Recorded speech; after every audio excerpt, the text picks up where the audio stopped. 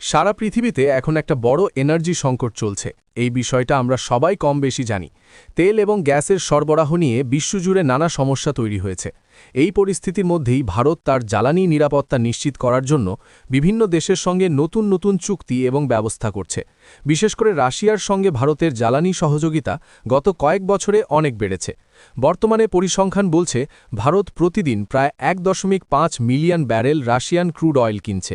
কয়েক বছর আগেও এই সংখ্যা এত বড় ছিল না, কিন্তু আন্তর্জাতিক পরিস্থিতি বদলে যাওয়ার পরে ভারত ধীরে ধীরে রাশিয়ার কাছ থেকে তেল আমদানি বাড়িয়ে দিয়েছে। শুধু তাই নয়, খবর অনুযায়ী এই মাসেও ভারত আরও বেশি পরিমাণে রাশিয়ার তেল কেনার পরিকল্পনা করছে।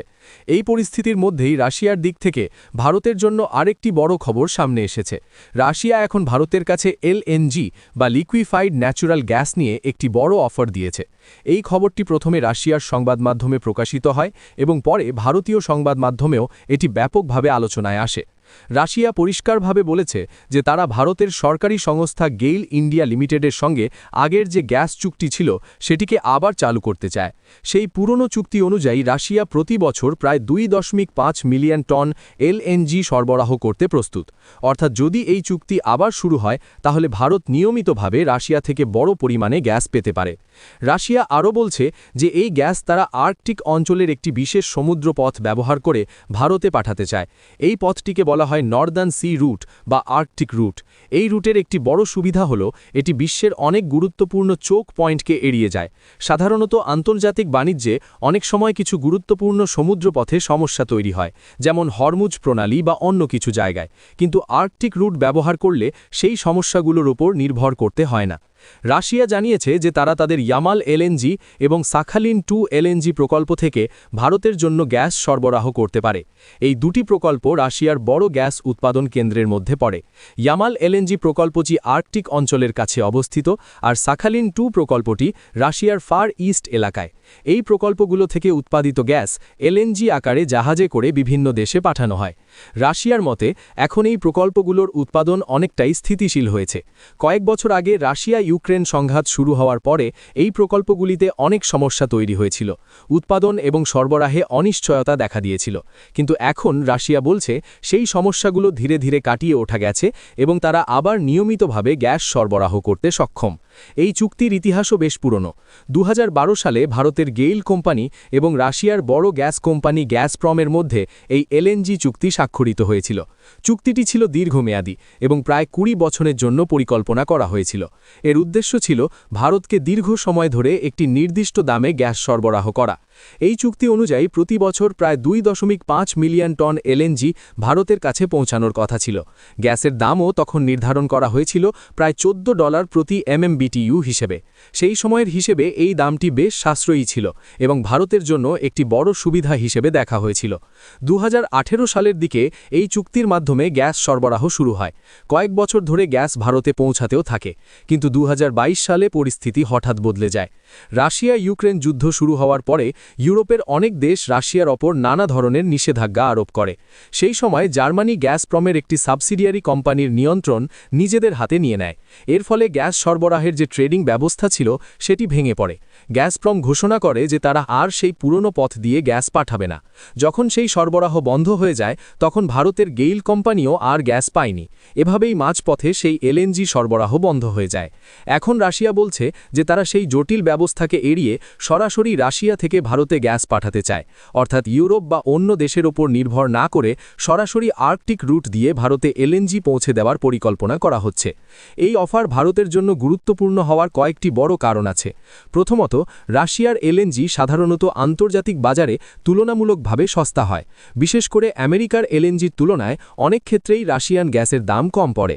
দ্বিতীয়ত, এর পরিমাণও বেশ বড়। বর্তমানে ভারত বছরে প্রায় 25 মিলিয়ন টন এলএনজি আমদানি করে। যদি রাশিয়া বছরে 2.5 মিলিয়ন টন গ্যাস সরবরাহ করে তাহলে ভারতের মোট আমদানির প্রায় 10% রাশিয়া থেকেই আসতে পারে। তৃতীয় গুরুত্বপূর্ণ বিষয় হল এই চুক্তিটি দীর্ঘমেয়াদী।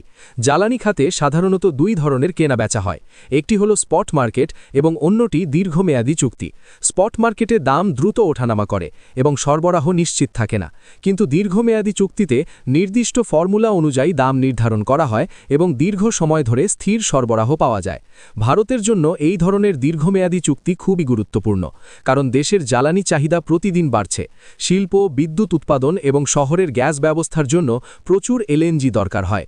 তাই যদি স্থির দামে বহু বছর ধরে গ্যাস পাওয়া যায়, তাহলে তা দেশের অর্থনীতির জন্য বড় সুবিধা হতে পারে। অন্যদিকে সম্প্রতি পাকিস্তান একটি ভিডিও প্রকাশ করেছে, যেখানে তারা দাবি করছে যে মাত্র কয়েক ঘন্টা আগে আফগানিস্তানের ভেতরে একাধিক বড় ধরনের হামলা চালানো হয়েছে। পাকিস্তানের দাবি অনুযায়ী তাদের বিমান বাহিনী কান্দাহারের এয়ারবেসে আঘাত করে সেখানে থাকা একটি বড় ফুয়েল ডিপো ধ্বংস করেছে। শুধু কান্দাহারই নয়, রাজধানী কাবুলের ভেতরেও নাকি একাধিক জায়গায় ড্রোন হামলা চালানো হয়েছে। এছাড়া আরও কয়েকটি শহরের নামও বলা হচ্ছে, যেখানে পাকিস্তানের যুদ্ধবিমান ও ড্রোন ব্যবহার করে একাধিক আঘাত হানা হয়েছে। পাকিস্তানের পক্ষ থেকে বলা হচ্ছে এই হামলার উদ্দেশ্য হচ্ছে আফগানিস্তানের ভেতরে থাকা পাকিস্তান তালিবান বা টিটিপি জঙ্গিদের দুর্বল করে দেওয়া। তাদের বক্তব্য অনুযায়ী এইসব আঘাতের মাধ্যমে তারা ওই সন্ত্রাসীদের শক্তি ভেঙে দিতে চাইছে। কিন্তু বাস্তবে বিষয়টি এতটা সহজ নয়, কারণ একটু ভেবে দেখলেই বোঝা যায় জঙ্গিরা সাধারণত কোথায় লুকিয়ে থাকে। তারা সাধারণত ঘন জঙ্গলের ভেতরে, দুর্গম পাহাড়ি এলাকায় অথবা শহরের কোনো নির্জন বাড়িতে লুকিয়ে থাকে। অনেক সময় আফগানিস্তানের মতো দেশে তাদের গুহার ভেতরেও থাকতে দেখা যায়। কিন্তু পাকিস্তান যে জায়গাগুলোতে হামলা করেছে বলে দাবি করছে, সেগুলো সেই ধরনের জায়গা নয়, বরং দেখা যাচ্ছে তারা আঘাত করেছে এমন সব জায়গায় যেখানে আফগানিস্তান তাদের জ্বালানি মজুত করে রাখে। যেসব স্টোরেজে কাঁচা তেল বা পরিশোধিত তেল রাখা হয়, সেই ফ্যাসিলিটিগুলোই মূলত ধ্বংস করা হয়েছে। এর পাশাপাশি কান্দাহার ও কাবুলের বিমানবন্দরে যে জেট ফুয়েলের স্টোরেজ থাকে, সেটিও ক্ষতিগ্রস্ত হয়েছে বলে জানা যাচ্ছে। এই জেট ফুয়েল শুধু তালিবান সরকারের বিমান বা সামরিক কাজে ব্যবহার হয় না। আফগানিস্তানে বিশ্বের বিভিন্ন দেশ থেকে যে মানবিক সাহায্য আসে, সেই সব সাহায্য নিয়ে আসা আন্তর্জাতিক বিমানগুলো এখান থেকেই জ্বালানি নেয়।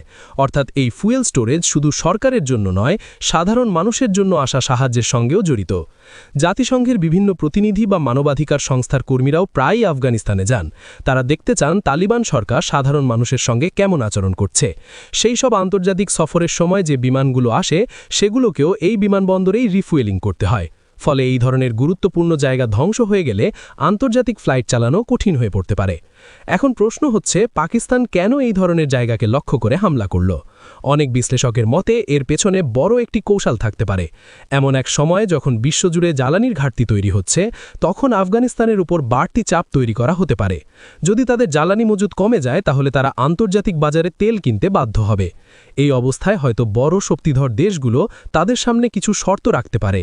যেমন বলা হতে পারে, নির্দিষ্ট সময়ের জন্য কিছু এয়ারবেস ব্যবহার করার অনুমতি দিলে তেলের সরবরাহ দেওয়া হবে।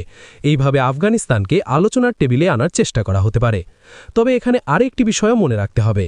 আফগানিস্তানে এখন যে তালিবান সরকার ক্ষমতায় আছে, তারা সেই শক্তি যারা বহু বছর ধরে আমেরিকার মতো শক্তিশালী দেশের বিরুদ্ধে লড়াই করেছে। তখন তাদের কাছে আধুনিক অস্ত্র, গাড়ি বা জ্বালানির বড় কোনো ব্যবস্থা ছিল না। তবুও তারা লড়াই চালিয়ে গেছে এবং শেষ পর্যন্ত আমেরিকাকে আফগানিস্তান ছেড়ে চলে যেতে বাধ্য করেছে। তাই শুধু জ্বালানি সংকট তৈরি করলেই তালিবান খুব দ্রুত দুর্বল হয়ে পড়বে, এমনটা নিশ্চিত করে বলা কঠিন। বরং উল্টো পরিস্থিতিও তৈরি হতে পারে। কারণ যখন সাধারণ মানুষ সমস্যায় পড়ে, তখন অনেক সময় তারা নিজেদের দেশের সরকারের পাশে দাঁড়ায়। তখন বাইরের দেশের বিরুদ্ধে মানুষের ক্ষোভ আরও বেড়ে যেতে পারে। এই কারণেই অনেক বিশ্লেষক বলছেন, এই ধরনের হামলা ভবিষ্যতে পাকিস্তানের জন্য বড় সমস্যা তৈরি করতে পারে। যদি আফগানিস্তানের সাধারণ মানুষের মনে পাকিস্তানের বিরুদ্ধে গভীর ক্ষোভ তৈরি হয়ে যায়, তাহলে সেই সম্পর্ক ঠিক করতে অনেক বছর লেগে যেতে পারে। ইতিহাসেও এমন অনেক উদাহরণ আছে যেখানে সাধারণ মানুষের মনে তৈরি হওয়া অবিশ্বাস দীর্ঘ সময় ধরে থেকে গেছে। তাই এই ঘটনাগুলো ভবিষ্যতে দক্ষিণ এশিয়ার রাজনীতিতে